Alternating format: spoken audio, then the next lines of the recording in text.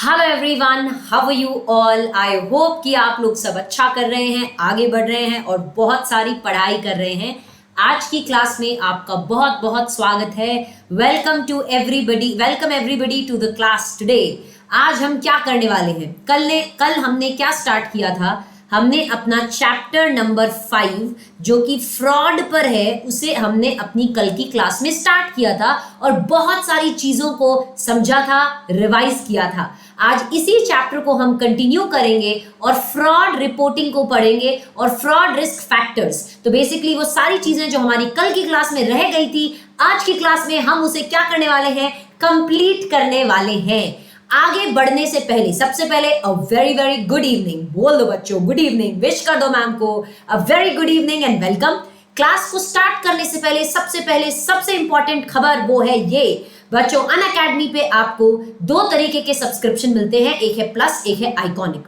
Iconic subscription आप तब ले सकते हैं जब आप ऑल इंडिया रैंक के लिए प्रिपेयर कर रहे हो। बेसिकली जब आपको चाहिए कि आपको कोई पर्सनली कोच करे, आपको प्रिंटेड बुक्स दी जाए ऑथर्स की, आपकी प्रोग्रेस को ट्रैक किया जाए, टेस्ट सीरीज को इवैल्यूएट किया जाए, तो आप आइकॉनिक सब्सक्रिप्शन ले सकते हैं।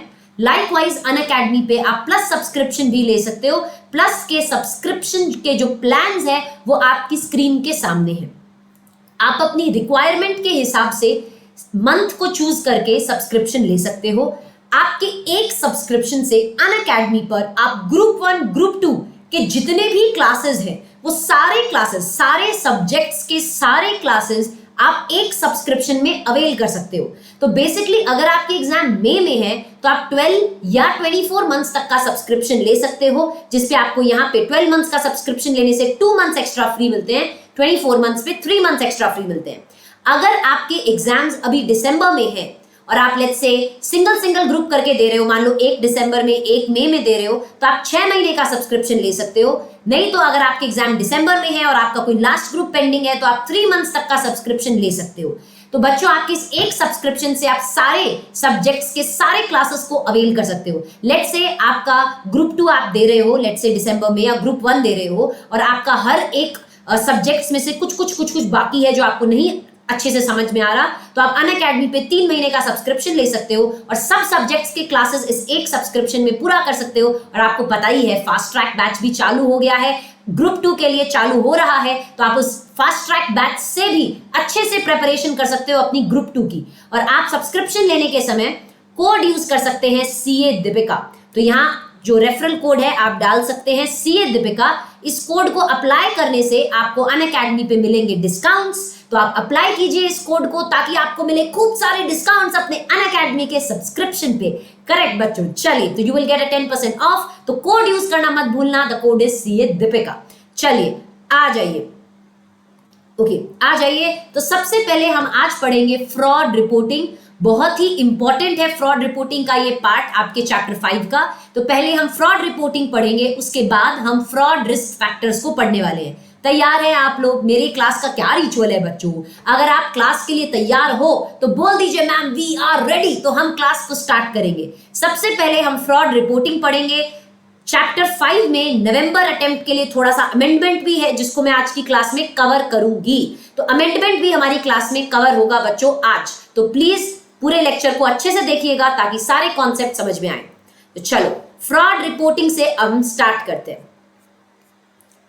सबसे पहले फ्रॉड रिपोर्टिंग का क्या सेक्शन है? इस सेक्शन नंबर बहुत इंपॉर्टेंट है, इसको आप याद रखना। फ्रॉड रिपोर्टिंग कौन से सेक्शन के अंडर किया जाता है?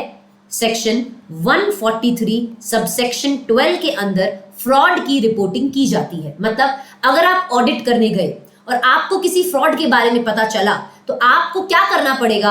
143 सबसेक्शन 12 के अंदर उस फ्रॉड की रिपोर्टिंग करनी पड़ेगी, राइट?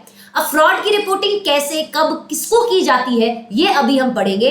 143 सबसेक्शन 12 क्या बोलता है ये हम अपनी क्लास में पहले पढ़ेंगे। चलिए आ जाइए, मैं एक डायग्राम के थ्रू आपको फ्रॉड रिपोर्टिंग पढ़ाऊंगी। चलो सबसे पहले फ्रॉड रिपोर्टिंग का सेक्शन है 143 सबसेक्शन 12। चलिए तो देखो, अगर आप ऑडिट करने गए और आपको पता चला कि यार कोई फ्रॉड हो रहा है, फ्रॉड का अमाउंट अगर 1 करोड़ है या 1 करोड़ से ऊपर का है, क्या है?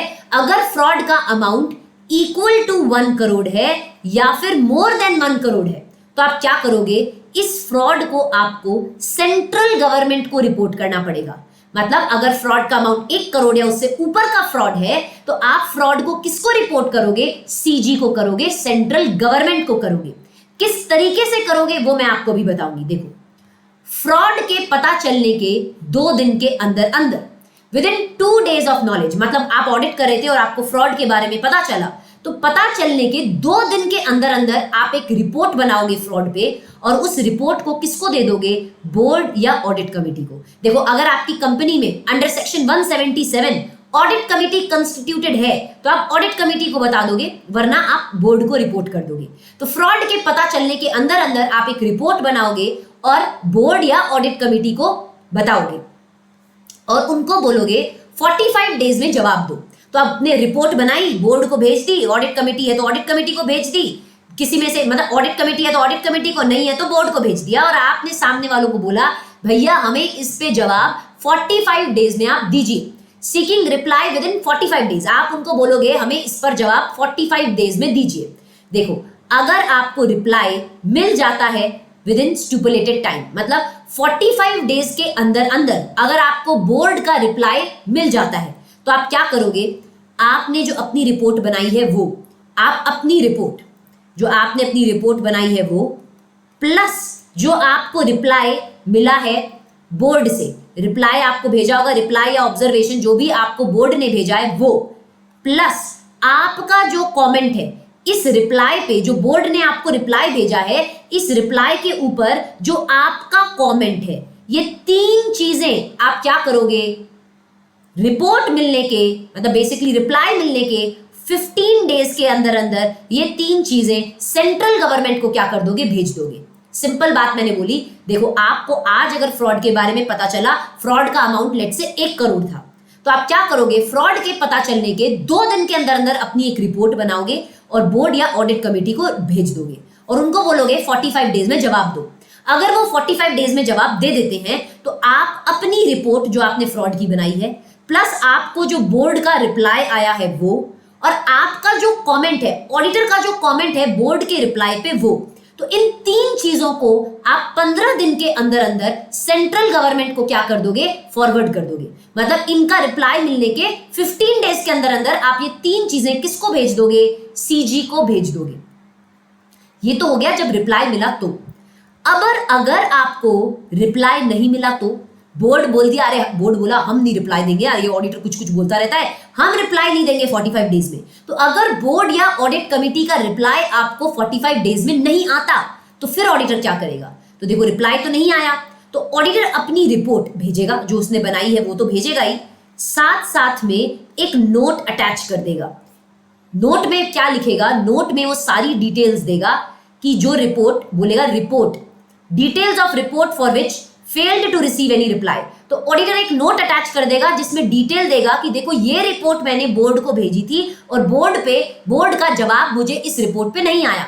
तो बेसिकली इस नोट में ऑडिटर चुगली कर रहा है, किसको, सेंट्रल गवर्नमेंट को। ये मेरी रिपोर्ट है, साथ में एक नोट लिख के भेज रहा है कि भैया हमने ना ये रिपोर्ट ना बोर्ड को भी भेजी थी, बोर्ड ने हमको इस रिपोर्ट पे जवाब नहीं दिया, failed to receive a reply. तो ये 2 चीजें आप किसको भेज दोगे, सेंट्रल गवर्नमेंट को भेज दोगे। परफेक्ट। तो देखो, अब आपको अच्छे से समझ में आ गया सेंट्रल गवर्नमेंट को आपको कैसे रिपोर्ट करना है। आई होप सब बच्चों को अच्छे से समझ में आ गया है। चलिए बोले मेरे संग, बोलेंगे मेरे संग, बोलो मेरे संग। देखो, फ्रॉड का अमाउंट अगर 1 करोड़ होगा तो आप 1 करोड़ या 1 करोड़ से ज्यादा है तो सीजी साहब को आपको बताना पड़ेगा ना बेटा। तो 2 दिन के पता चलने के अंदर अंदर आप अपनी रिपोर्ट बना के बोर्ड या ऑडिट कमेटी को भेज दोगे। उनको बोलोगे 45 days में रिप्लाई करो। अगर रिप्लाई दे देते हैं तो आप 3 चीजें, रिपोर्ट, आप सामने वाले का रिप्लाई और आपका कमेंट इस रिप्लाई पे, 3 चीजें 15 दिन के अंदर अंदर सीजी को दे दोगे। अगर आपको उसका रिप्लाई नहीं मिलता, बोर्ड का या ऑडिट कमेटी का आपको जवाब नहीं आ रहा 45 days में, तो आप अपनी रिपोर्ट प्लस एक चुगली का नोट जिसमें डिटेल लिखोगे, यार मैंने ये रिपोर्ट बोर्ड कमेटी को भेजी थी, ऑडिट कमेटी या बोर्ड को भेजी थी, जिसपे मुझे रिप्लाई नहीं मिला, ऐसा आप नोट सीजी को भेज दोगे। आप अपनी रिपोर्ट प्लस अ नोट लिखकर सेंट्रल गवर्नमेंट को भेज दोगे। तो इस तरीके से रिपोर्टिंग होती है किसकी, फ्रॉड की, अगर फ्रॉड का अमाउंट 1 करोड़ है उससे ऊपर का है, आप इस तरीके से सेंट्रल गवर्नमेंट को क्या करते हो, रिपोर्टिंग करते हो। Very very good. ओके, अगर फ्रॉड का अमाउंट 1 करोड़ से कम हुआ तो आप क्या करोगे? यहां तो 1 करोड़ या 1 करोड़ से ज्यादा का था, पर अगर फ्रॉड का अमाउंट 1 करोड़ से कम का है तो फिर आप क्या करोगे? आप रिपोर्ट बनाओगे, बोर्ड और ऑडिट कमेटी को बताओगे कि भैया आपकी कंपनी में ना लेट्स से फ्रॉड 20 लाख का है, तो आप रिपोर्ट करोगे इस चीज को, किसको? बोर्ड और ऑडिट कमेटी। बोर्ड है तो ऑडिट कमेटी है तो ऑडिट कमेटी को, नहीं तो बोर्ड को आप क्या करोगे? रिपोर्ट करोगे कि भैया आपकी कंपनी में ना फ्रॉड चल रहा है। तो अगर फ्रॉड का अमाउंट लेस देन 1 करोड़ है तो आपको सेंट्रल गवर्नमेंट को रिपोर्ट करने की जरूरत नहीं है। सेंट्रल गवर्नमेंट को आप तभी रिपोर्ट करते हो जब फ्रॉड का अमाउंट 1 करोड़ या उससे ऊपर का होता है। अगर उससे नीचे का है, 1 करोड़ से नीचे का है, तो आप सिर्फ बोर्ड या ऑडिट कमेटी को क्या करोगे? रिपोर्ट करोगे। तो कैसे रिपोर्ट करोगे? पता चलने के 2 दिन के अंदर अंदर, फ्रॉड का पता चलने के 2 दिन के अंदर अंदर आप एक रिपोर्ट बनाओगे, बोर्ड और ऑडिट कमेटी को भेज दोगे। इस रिपोर्ट में क्या लिखोगे कि नेचर ऑफ द फ्रॉड, किस तरीके का फ्रॉड है, फ्रॉड का प्रॉपर डिस्क्रिप्शन दोगे, कितना अमाउंट इन्वॉल्व है वो बताओगे, और कौन कौन से पार्टीज इन्वॉल्व है वो भी बता दोगे। तो कई बार इस पे भी क्वेश्चन आता है कि अगर आप रिपोर्ट कर रहे हो बोर्ड को या ऑडिट कमेटी को तो क्या क्या रिपोर्ट करते हो? तो क्या रिपोर्ट करोगे? आप बताओगे किस नेचर का फ्रॉड है, थोड़ा फ्रॉड को डिस्क्राइब करना, कितने अमाउंट का फ्रॉड है वो बता देना, और कौन कौन से पार्टीज इन्वॉल्व है आप वो भी बता देना। ठीक है, एक तो आपको किसको करना पड़ेगा? रिपोर्ट करना पड़ेगा बोर्ड या ऑडिट कमेटी को। साथ साथ में आपको ये चीज बोर्ड रिपोर्ट में भी डिस्क्लोज करनी पड़ेगी। तो बेसिकली अगर फ्रॉड का अमाउंट 1 करोड़ से कम का होता है ना, तो आप 2 चीजें करते हो। आप पहले तो रिपोर्ट कर दोगे बोर्ड या ऑडिट कमेटी को, और इस बात को बोर्ड रिपोर्ट में भी डिस्क्लोज करवाओगे। इस चीज को डिस्क्लोज करवाओगे बोर्ड रिपोर्ट में, मतलब फ्रॉड का डिस्क्लोजर आप बोर्ड रिपोर्ट में भी करवाओगे। क्या रिपोर्ट करोगे? वही फ्रॉड का नेचर क्या है, किस तरीके का फ्रॉड है, डिस्क्रिप्शन, क्या अमाउंट इन्वॉल्व है, कौन कौन से पार्टीज इन्वॉल्व है, if remedial action not taken, अगर कोई रेमेडियल एक्शन मैनेजमेंट ने नहीं दिया वो भी आप लिखोगे, अगर कोई रेमेडियल एक्शन लिया है तो उसकी जानकारी भी आप लोग दोगे। समझ में आ गया बच्चों? तो चलो मेरे साथ एक बार फटाफट तरीके से, क्रेजी तरीके से क्या करोगे आप लोग? रिवाइज कर लोगे। फ्रॉड रिपोर्टिंग, चलो वेरी वेरी गुड। फ्रॉड का अमाउंट अगर 1 करोड़ और मोर है तो आप किसको रिपोर्ट करते हो? सेंट्रल गवर्नमेंट को रिपोर्ट करते हो। अगर फ्रॉड का अमाउंट 1 करोड़ से लेस का है तो आप क्या करते हो? किसको रिपोर्ट करते हो? बोर्ड को तो आप बताते ही हो, बोर्ड या ऑडिट कमेटी को तो रिपोर्ट आप करते ही हो। साथ साथ में इस बात का डिस्क्लोजर आप कहां दोगे? Very very good, very very good, board report में भी दे देना। ठीक है, क्या चीजें आप रिपोर्ट करोगे इस केस में? बोर्ड को क्या बताओगे कि कितने नेचर का, क्या नेचर का फ्रॉड है, किस तरीके का फ्रॉड है, डिस्क्रिप्शन दे देना, क्या अमाउंट इन्वॉल्व है वो भी बता देना, और साथ साथ में और क्या बताओगे? कौन कौन से पार्टीज इन्वॉल्व है वो भी बता देना। बोर्ड रिपोर्ट में क्या क्या डिस्क्लोजर दोगे? वो सेम चीजें, nature, description, amount, parties involve, remedial action अगर लिए हैं तो वो भी आप बताओगे, अगर रेमेडियल एक्शन नॉट टेकन तो वो भी आप बताओगे। सारी चीजें आप क्या करोगे? डिस्क्लोज करोगे ही करोगे। सबको समझ में आ गया क्या किस तरीके से 143 सबसेक्शन 12 में फ्रॉड की रिपोर्टिंग की जाती है? सारे बच्चे क्लियरली समझ गए ना? एवरीबॉडी बता दीजिए। चलो very very good, I hope आप लोगों को समझ में आ रहा है। ऐसी मुंडी तो नहीं ला रहे ना, सब कुछ समझ में आता है आई होप। चलो आ जाइए, आगे बढ़ते हैं हम। सेंट्रल गवर्नमेंट को जब रिपोर्ट किया जाता है, आपको पता है ना सेंट्रल गवर्नमेंट को कब रिपोर्ट करते हैं? जब फ्रॉड का अमाउंट या तो 1 करोड़ हो या फिर मोर देन 1 करोड़ होता है ना, तो आप क्या करते हो? सेंट्रल गवर्नमेंट को रिपोर्ट करते हो। अभी आपने देखा ये वाला पॉइंट, ठीक है? तो आपको मैंने ये तो बोल दिया कि भैया रिपोर्ट बना के ना सीजी को दे देना। किसको भेजनी है रिपोर्ट भाई? सीजी में किसको भेजनी है आपको रिपोर्ट? तो report shall be sent to secretary, ministry of corporate affairs. तो जो मिनिस्ट्री है कॉर्पोरेट अफेयर्स के, एमसीए की सेक्रेटरी को आप ये रिपोर्ट भेजते हो। सेंट्रल गवर्नमेंट को रिपोर्ट करना मतलब मिनिस्ट्री ऑफ कॉर्पोरेट अफेयर्स के सेक्रेटरी को आप ये रिपोर्ट भेजोगे, कैसे भेजोगे? बिल्कुल सील वील करके भेजना भैया, पता नहीं चलना चाहिए किसी को फ्रॉड रिपोर्टिंग हो रही है। तो सील्ड कवर में या तो आप registered post with acknowledgement due या स्पीड पोस्ट के द्वारा भेज दोगे। स्पीड पोस्ट के द्वारा अगर भेजते हो तो ईमेल भी भेज देना कि हमने एक फ्रॉड की रिपोर्टिंग आपको की है। तो बताओ, फ्रॉड की रिपोर्टिंग सेंट्रल गवर्नमेंट को करते हो, मतलब फ्रॉड की रिपोर्टिंग किसको करनी है? मिनिस्ट्री ऑफ कॉर्पोरेट अफेयर्स के सेक्रेटरी को आप ये रिपोर्ट भेजोगे, सील करके भेजोगे, या तो registered post with acknowledgement due या फिर स्पीड पोस्ट के द्वारा भेजोगे। और स्पीड पोस्ट के द्वारा अगर भेजोगे तो ईमेल भी भेज देना कि भैया हमने आपको ना फ्रॉड की रिपोर्टिंग की है। चलिए, रिपोर्ट कैसे बनाई जाती है? ऑडिटर फ्रॉड की रिपोर्टिंग कर रहा है ना, तो ऑडिटर अपने ही लेटर हेड पे बनाएगा। Report shall be on the letter head of the auditor. Auditor के लेटर हेड पे ही ये रिपोर्ट किया जाएगा फ्रॉड का, जिसपे ऑडिटर का address, email address, telephone number, mobile number, auditor का सिग्नेचर, उसके कंपनी का सील मतलब उसके फर्म का सील और उसका मेंबरशिप नंबर भी लिखा हुआ होना चाहिए। तो देखो, रिपोर्ट बनानी तो है भैया, फ्रॉड की रिपोर्टिंग करनी तो है। रिपोर्टिंग करोगे कैसे? लेटर हेड पे करोगे, जिसपे ऑडिटर का address, email address, telephone, mobile सब लिखा हुआ होगा और ऑडिटर का सिग्नेचर होगा, उसकी फर्म का सील होगा और मेंबरशिप नंबर जो आईसीआई हमें देता है वो भी लिखा हुआ होना चाहिए। फ्रॉड की रिपोर्टिंग किस फॉर्म में की जाती है? ADT4 में की जाती है। चलो ये याद रखना, ADT4। 4 मतलब कहां से स्टार्ट होता है? FOUR 4। तो F मतलब 4, F मतलब फ्रॉड।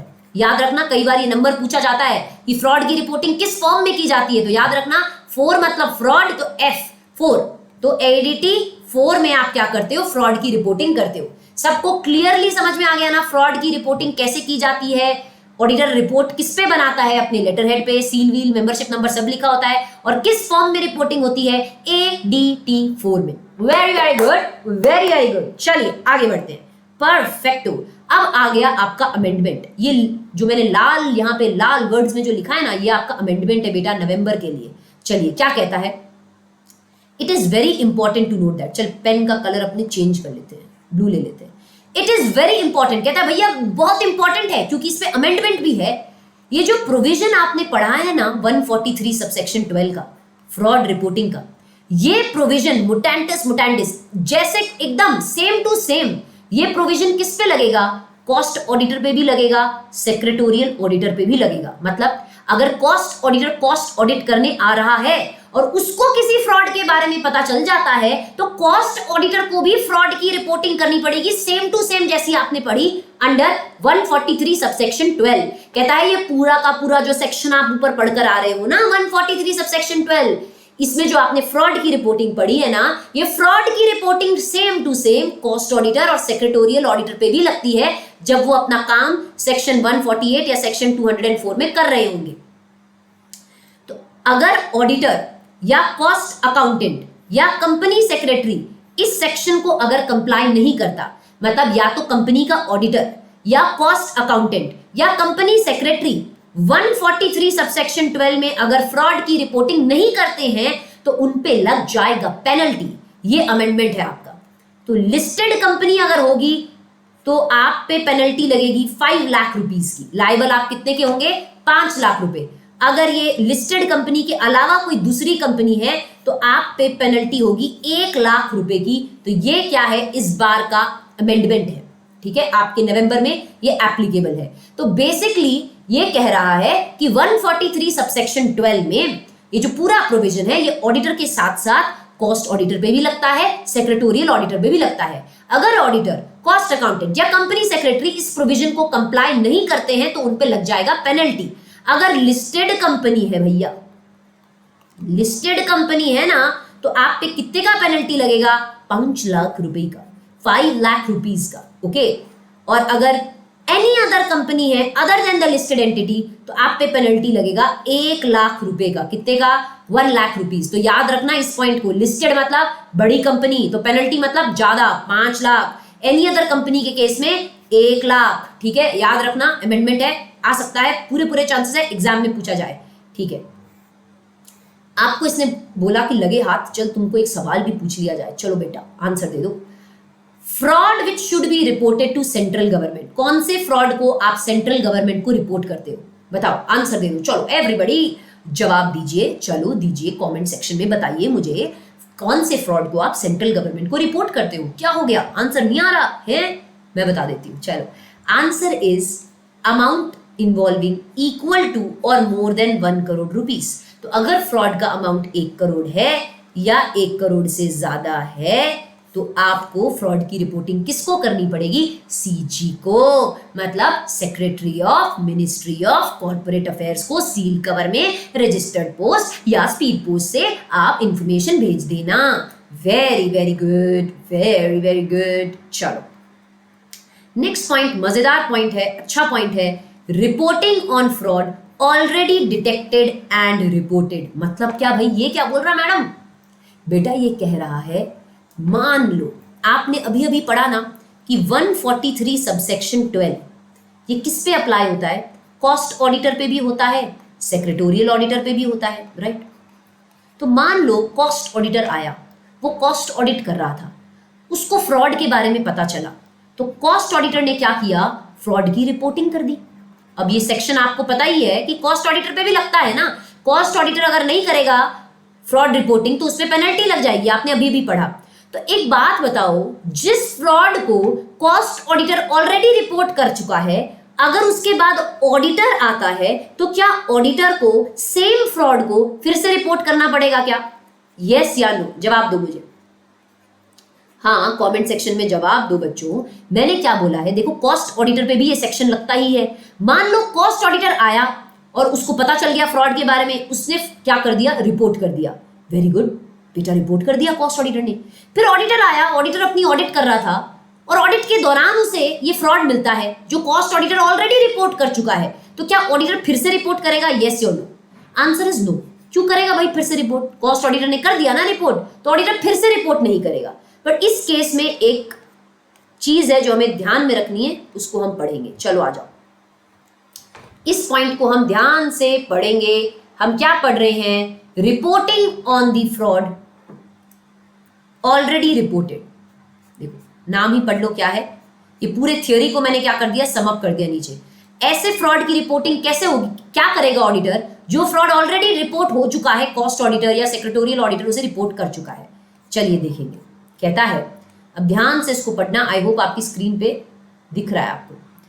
अगर फ्रॉड ऑलरेडी रिपोर्टेड है बाय कॉस्ट ऑडिटर या सेक्रेटोरियल ऑडिटर, मतलब सेक्रेटोरियल ऑडिटर या कॉस्ट ऑडिटर आया, कॉस्ट ऑडिट कर रहा था, उसको फ्रॉड के बारे में पता चला, उसने फ्रॉड की रिपोर्टिंग कर दी। पर अगर जो फ्रॉड की उसने रिपोर्टिंग की है उसका अमाउंट 1 करोड़ या उससे ज्यादा का है, मतलब कॉस्ट ऑडिटर आया, कॉस्ट ऑडिटर ने रिपोर्ट कर दिया फ्रॉड को। अगर फ्रॉड का अमाउंट 1 करोड़ है, 1 करोड़ है, एक मिनट, अगर फ्रॉड का अमाउंट 1 करोड़ है या 1 करोड़ से ज्यादा का है, 1 करोड़ है या 1 करोड़ से क्या है? ज्यादा का है, तो इस केस में auditor should review the steps taken by the management and those charged with governance with respect to the reported fraud. देखो फ्रॉड ऑलरेडी रिपोर्ट हो गया, कॉस्ट ऑडिटर ने कर दिया, फ्रॉड का अमाउंट 1 करोड़ या उससे ऊपर का है, तो ऑडिटर ये चेक करेगा कि मैनेजमेंट ने, दोज चार्ज विद गवर्नेंस ने इस फ्रॉड को लेकर क्या स्टेप्स लिए हैं। ऑडिटर इन स्टेप्स को क्या करेगा? रिव्यू करेगा कि भैया 1 करोड़ का फ्रॉड हो गया, तो मैनेजमेंट ने, दोज चार्ज विद गवर्नेंस ने इस फ्रॉड को लेकर क्या स्टेप्स लिए हैं, ऑडिटर ये चेक करेगा। ठीक है, बनता भी है भैया, 1 करोड़ का फ्रॉड है तो ऑडिटर चेक तो करेगा ना कि फ्रॉड के लिए मैनेजमेंट ने, दोज चार्ज विद गवर्नेंस ने क्या स्टेप्स लिए हैं।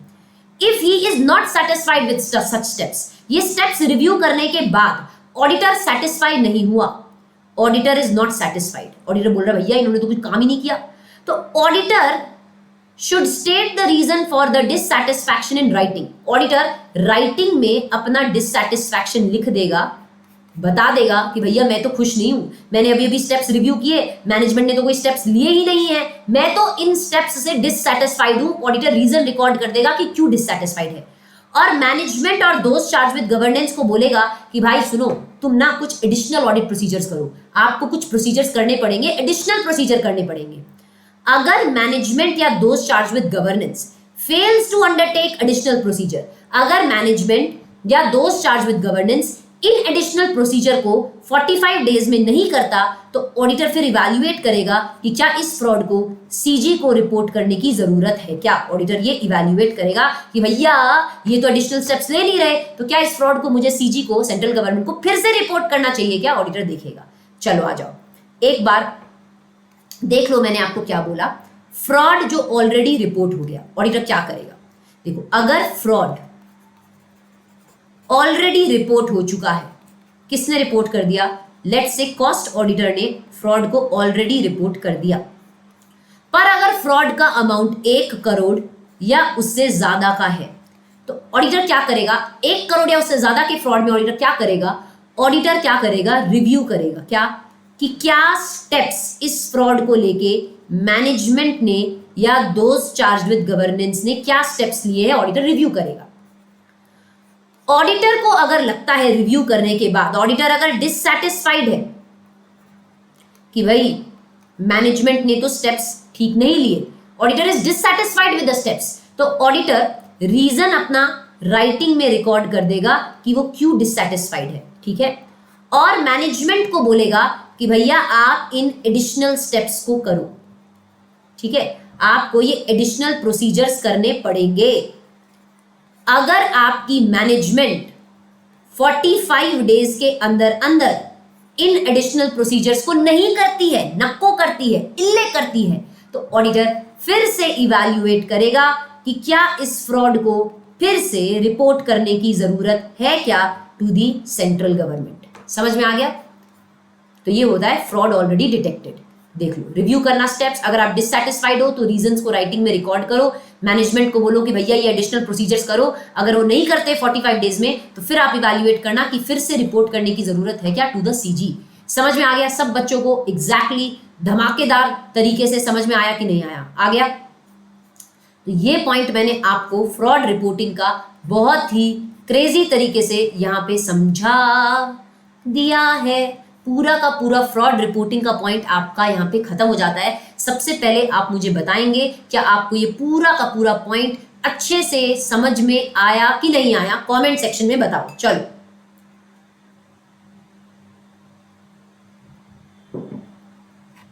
एवरीबॉडी, क्या पूरा पॉइंट अच्छे से समझ में आ गया क्या?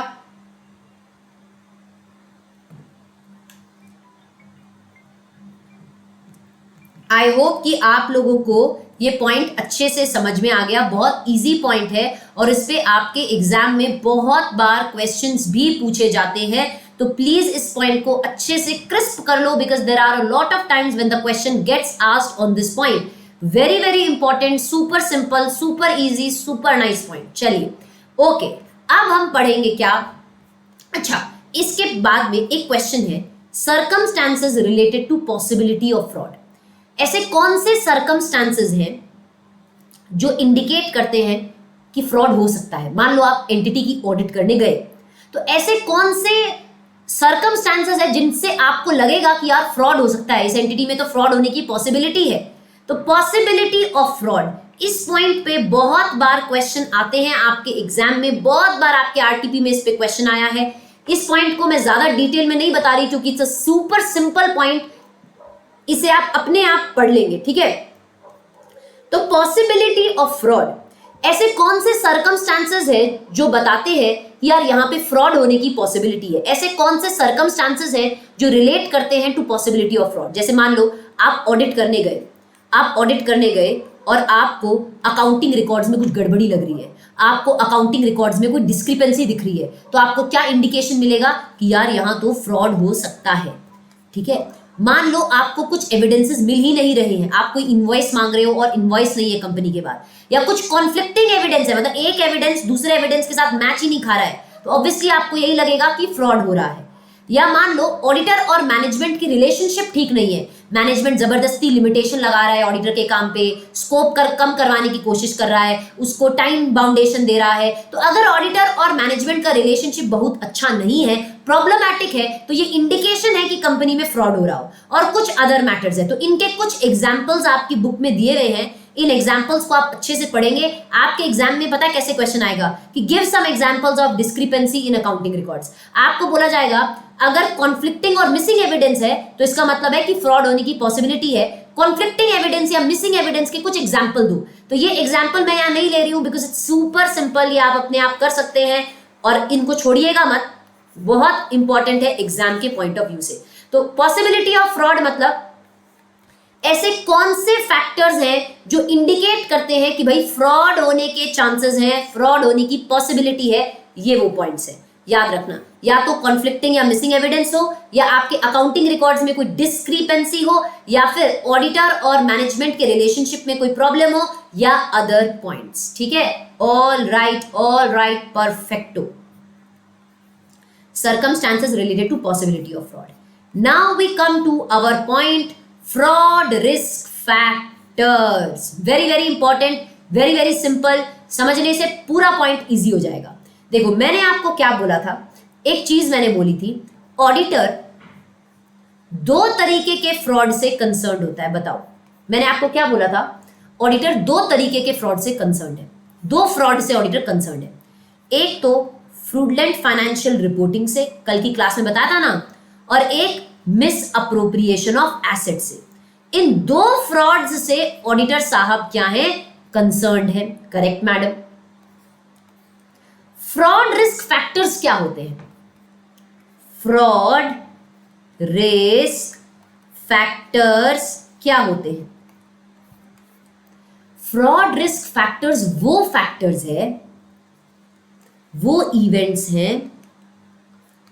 फ्रॉड रिस्क फैक्टर्स क्या है? फ्रॉड रिस्क फैक्टर्स वो इवेंट्स हैं जिनकी वजह से फ्रॉड होता है।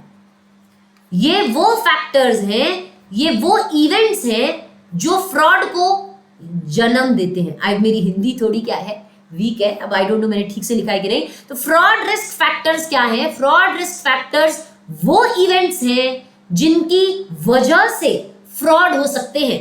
ये इवेंट्स फ्रॉड को जन्म देते हैं, मतलब इन इवेंट्स की वजह से फ्रॉड होने के चांसेस होते हैं। तो इन इवेंट्स की वजह से हो सकता है फ्रॉड हो जाए। तो एक बात बताओ, एक आदमी फ्रॉड क्यों करेगा? एक आदमी फ्रॉड क्यों करेगा? या तो उस पर कोई प्रेशर होगा फ्रॉड करने का, कोई जीवन में उसके प्रेशर है तो वो फ्रॉड कर रहा है, या फिर क्या है, उसके पास कोई अपॉर्चुनिटी हो फ्रॉड करने की।